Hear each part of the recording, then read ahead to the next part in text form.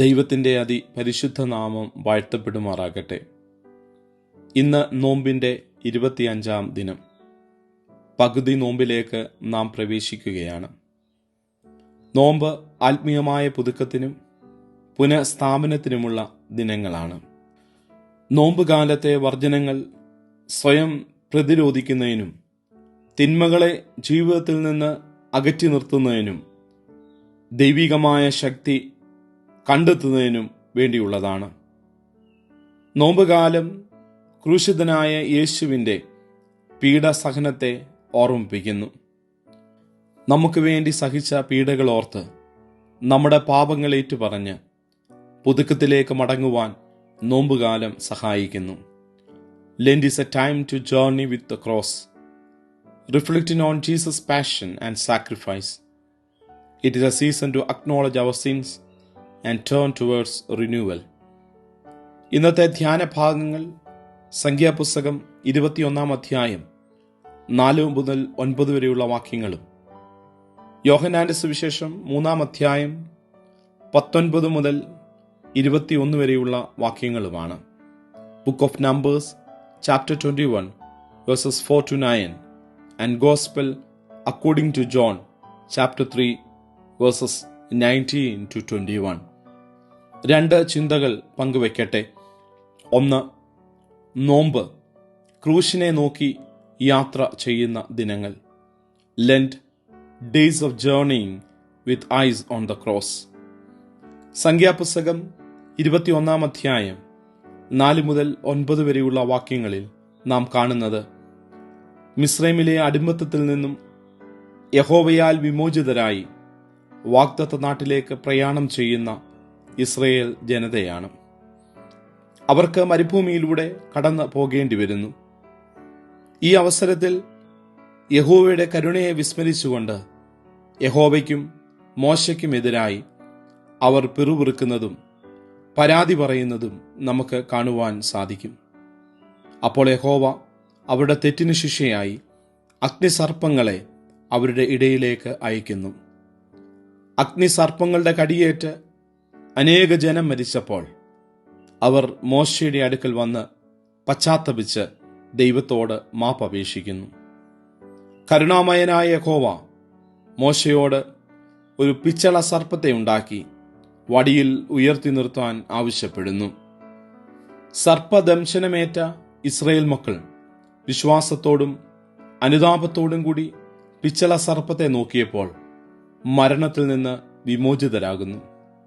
പുതിയ നിയമത്തിൽ പൂർത്തിയാകാനിരുന്ന, കാൽവറിയിൽ ഉയർത്തപ്പെടാനിരുന്ന യേശുവിൻ്റെ രക്ഷാദായകമായ കുരിശിൻ്റെ മുൻ ആസ്വാദനമായിരുന്നു മോശ മരുഭൂമിയിൽ ഉയർത്തിയ പിച്ചള സർപ്പം.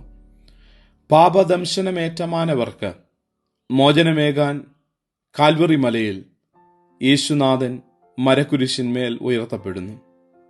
അനുതാപത്തോടും വിശ്വാസത്തോടും കൂടി ക്രൂശിതനെ നോക്കുന്നവർ രക്ഷിക്കപ്പെടുന്നു.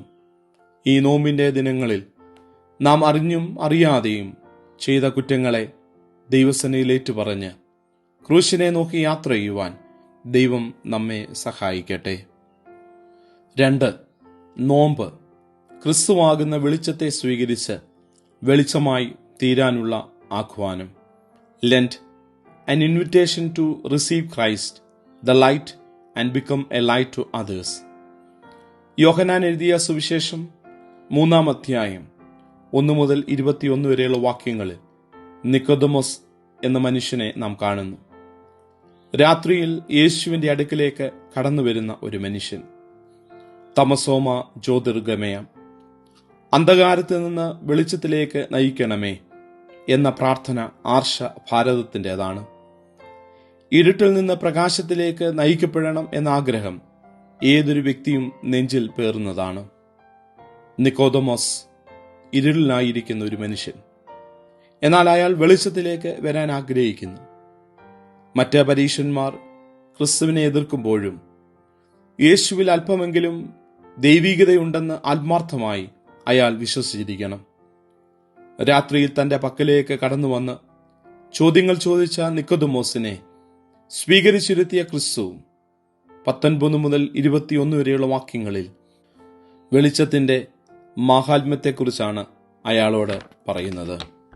വെളിച്ചത്തിൻ്റെ മകനാവുന്ന ദൗത്യമാണ് അയാൾക്കുള്ളതെന്ന് ക്രിസ്തു അയാളെ ഓർമ്മിപ്പിക്കുന്നു. പിന്നീട് നിക്കോദമോസിൻ്റെ ജീവിതം വെളിച്ചത്തിലേക്കുള്ള യാത്രയായിരുന്നു. യോഹന്നാന്റെ സുവിശേഷം 7-ാം അധ്യായം 50-ാം വാക്യത്തിൽ യേശുവിനെ ബന്ധിക്കാൻ പരീശന്മാർ ശ്രമിക്കുമ്പോൾ അയാൾ ഇടപെടുന്നു. യേശുവിനു വേണ്ടി പരസ്യമായി സംസാരിക്കാൻ അയാൾ തയ്യാറാകുന്നു. പിന്നീട് യോഹന്നാന്റെ സുവിശേഷം 19-ാം അധ്യായം 39-ാം വാക്യത്തിൽ യേശുവിൻ്റെ ശരീരം സംസ്കരിക്കുന്ന വേളയിലാണ് നിക്കോദമോസിനെ നാം കാണുന്നത്. എല്ലാവരും ഭയന്ന് വിറച്ച് ഒളിച്ചിരിക്കുമ്പോൾ അരിമത്യക്കാരൻ യോസഫിനോടൊപ്പം യേശുവിൻ്റെ ശരീരം സംസ്കരിക്കാൻ അയാൾ എത്തുകയാണ്. അന്ധകാരത്തിലായിരുന്ന അയാൾ പരിപൂർണമായി വെളിച്ചത്തിൻ്റെ വ്യക്തിയായി മാറുന്നു. ഇരുട്ടിൽ നിന്ന് വെളിച്ചത്തിലേക്കുള്ള അയാളുടെ യാത്ര പൂർണ്ണമാവുകയാണ്.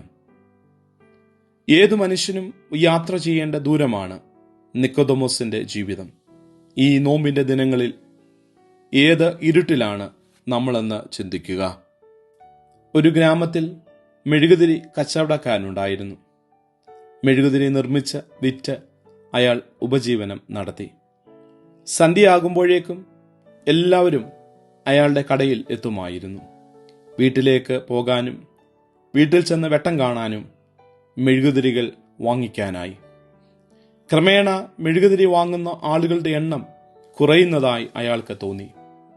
ഒരു ദിവസം അയാൾ ഒരാളെ വിളിച്ച് ചോദിച്ചു, എന്തേ ഇപ്പോൾ മെഴുകുതിരി വാങ്ങാൻ വരാത്തത്? അയാളുടെ മറുപടി ആശ്ചര്യപ്പെടുത്തുന്നതായിരുന്നു. ഈ ഇരുൾ വഴികൾ ഞങ്ങൾക്ക് പരിചിതങ്ങളായി. പലപ്പോഴെങ്കിലും നമ്മൾ ഇങ്ങനെയല്ലേ? ഇരുളിൽ നടന്ന് അതിൽ തന്നെ നടക്കാൻ പരിചയിച്ച നമ്മൾ. നോമ്പ് വെളിച്ചമായ ക്രിസ്തുവിനെ സ്വീകരിച്ച് വെളിച്ചത്തിലേക്ക് നടക്കുവാനുള്ള ആഹ്വാനമാണ്.